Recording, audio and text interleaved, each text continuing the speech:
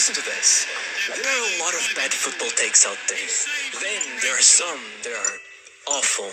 But there's a special kind that is just irritating. And among those, there is one that I just find excruciating. Messi's 91 goal season is overrated. Like, come on, Gareth Muller set the record at 85 back in 1972. Back then, Sir Alex was just some striker playing out in Scotland and Pep Guardiola was a literal baby. 40 years later, that record had almost been forgotten in the sense that no one thought it could be broken. Sure, Romário had miraculously hit 72 goals in the year 2000, but most Europeans brushed that off as something that could only happen outside of the top 5 leagues. However, then it happened. 91 goals in a single calendar year. For some perspective, that year the Euros were played, right? 368 players, 31 matches.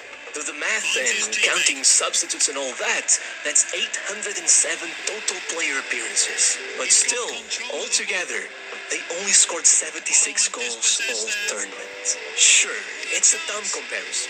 I'm including defenders, even goalkeepers, and it's the Euros. The standards are pretty high pretty much every match. However, I'll tell you this. Ronaldo was obviously the second highest goal scorer that year, with 63 goals that would have likely stolen all the headlines if not for Messi. Yet, take Benzema, Real Madrid's second highest goal scorer that year, had his goals to Ronaldo's, and it's still only 93.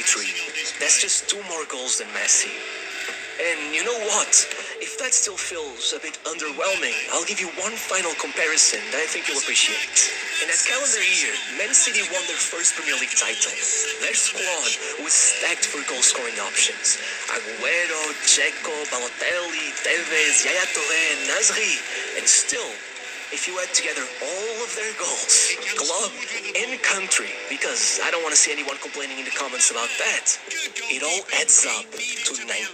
Still one short of Messi.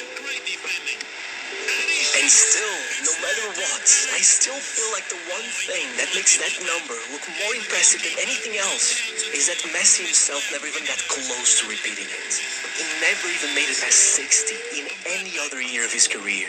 So, how can it be that there are still people out there who think that year was overrated? Well, first, trolls, haters, whatever you want to call them.